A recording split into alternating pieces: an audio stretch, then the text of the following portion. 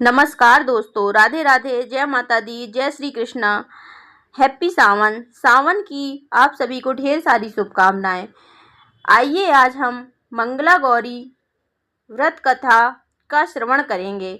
यह श्रावण मास में जितने भी मंगलवार आए उसमें रखे गए व्रत गौरी व्रत कहलाते हैं। यह व्रत मंगलवार को रखे जाने के कारण मंगला गौरी व्रत कहलाते हैं। आइए कथा प्रारंभ करते हैं। अगर दोस्तों आप चैनल पे नए हैं तो चैनल को सब्सक्राइब कर दीजिए, जिससे कि हमारे आने वाले वीडियो आपको मिल सकें और कथा पसंद आए। अगर आप व्रत करते हैं मंगला गौरी का तो कमेंट बॉक्स में जय मंगला गौरी लिखें और बताएं कि आप वीडियो कहां से देख रहे हैं। जय मंगला गौरी। आइए कथा प्रारंभ करते हैं। एक समय की बात है, एक छोटे से गांव में एक साहूकार अपनी पत्नी के साथ निवास करता था। साहूकार धनवान था और उसके घर में किसी भी प्रकार की कोई कमी नहीं थी। फिर भी वह और उसकी पत्नी संतान ना होने के कारण दुखी रहते थे। संतान की कमी उन्हें हमेशा खटकती रहती थी।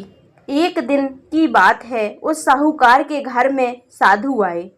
साहूकार ने उनका आदर सत्कार किया और उन्हें अपनी समस्या के बारे में बताया। साधु ने साहूकार की पत्नी को सावन में मंगलवार को किए जाने वाले मंगला गौरी व्रत करने की सलाह दी। साथ में पूजा विधि के बारे में भी संपूर्ण जानकारी प्रदान की। इसके पश्चात उसने साहूकार की पत्नी ने श्रावण माह के पहले मंगलवार से ही गौरी मंगला का पूजन व्रत रखना शुरू कर दिया। अब वह हर मंगलवार को विधि पूर्वक व्रत और पूजा पाठ करने लगी। इस प्रकार कई महीनों तक उसने यह व्रत किया। एक दिन उसकी धर्मनिष्ठा से प्रसन्न होकर माता पार्वती ने भगवान शिव से साहूकार और उसकी पत्नी को संतान प्राप्ति का वरदान देने के लिए कहा। साहूकार को उस रात स्वप्न में एक दिव्य शक्ति ने दर्शन देकर कहा कि एक आम के पेड़ के नीचे भगवान गणेश की मूर्ति विराजमान है। तुम इस पेड़ से आम तोड़कर अपनी पत्नी को खिला देना, इससे तुम्हें संतान की प्राप्ति का सुख मिलेगा। साहूकार ने अगले दिन सुबह उठकर अपनी पत्नी को इस सपने के बारे में बताया और उस आम के पेड़ को ढूंढने निकल गया। काफी समय तक ढूंढने के बाद आखिरकार साहूकार को वह आम का पेड़ मिला जहां भगवान गणेश की मूर्ति विराजमान थी। उसने आम तोड़ने के लिए उस पेड़ पर पत्थर मारना शुरू कर दिया। पत्थर फेंकने से एक आम तो टूटकर नीचे गिर गया, लेकिन गलती से एक पत्थर जाकर भगवान गणेश की प्रतिमा को लग गया। इससे भगवान गणेश क्रोधित हो गए और उन्होंने प्रकट होकर उस साहूकार को श्राप देते हुए कहा कि हे स्वार्थी मनुष्य, तूने अपने स्वार्थ के कारण मुझे चोट पहुंचाई है।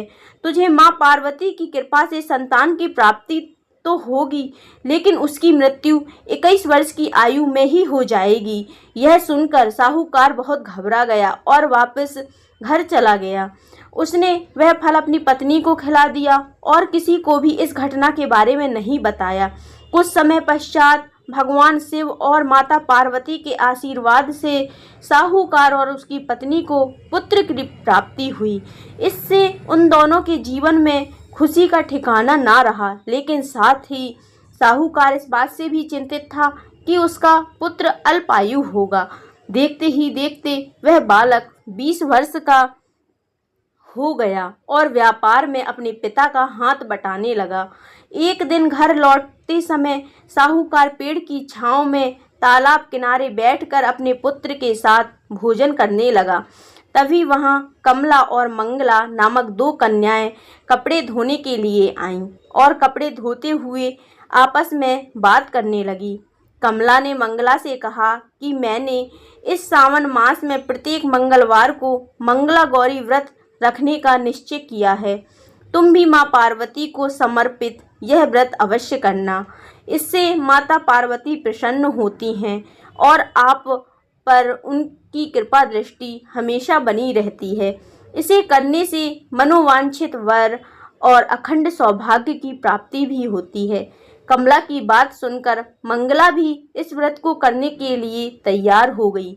दूसरी ओर साहूकार ने दोनों कन्याओं के बीच यह पूरा संवाद सुन लिया और उसने अपने मन में यह सोचा कि यह कन्या मंगला गौरी व्रत को करती है, इससे इसे अखंड सौभाग्य की प्राप्ति होगी।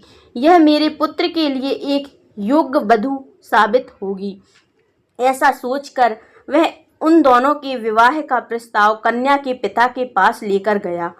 साहूकार की गांव में प्रतिष्ठा और मान होने के कारण कमला के पिता अपनी पुत्री का विवाह साहूकार के लड़के से करवा देते हैं। विवाह के पश्चात भी कमला विधि पूर्वक मंगला गौरी का व्रत रखना जारी रखती है।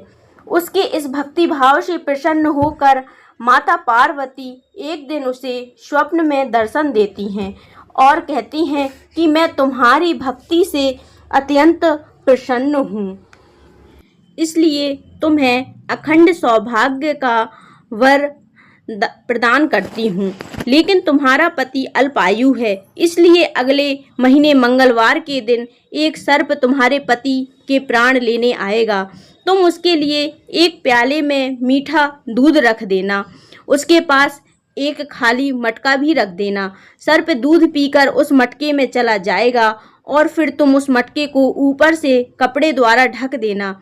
अगले मंगलवार को कमला ने माता पार्वती की बात सुनकर एक प्याले में मीठा दूध रख दिया और पास में एक मटकी भी रख दी। सर्प ने आकर दूध पिया और मटकी में जाकर बैठ गया। कमला ने उस मटकी पर कपड़ा बांधकर उसे जंगल में रख दिया। माता पार्वती की कृपा से कमला के पति के प्राण बच गए। इस प्रकार मंगला गौरी व्रत के पुण्य फल से साहूकार का पुत्र श्राप मुक्त हो गया। जब कमला ने घर में सबको इस चमत्कार के बारे में बताया तो सभी आश्चर्यचकित रह गए। इसके बाद साहूकार और उसकी पत्नी ने अपने पुत्र और पुत्रवधू को आशीर्वाद दिया और पूरा परिवार सुखपूर्वक जीवन व्यतीत करने लगा। दोस्तों, कैसी लगी आपको मंगला गौरी व्रत कथा? अगर आप मंगला गौरी का व्रत करते हैं तो कमेंट बॉक्स में ज़रूर बताएं कि आप कहां से मंगला गौरी का व्रत कर रहे हैं और कथा का श्रवण कर रहे हैं। धन्यवाद।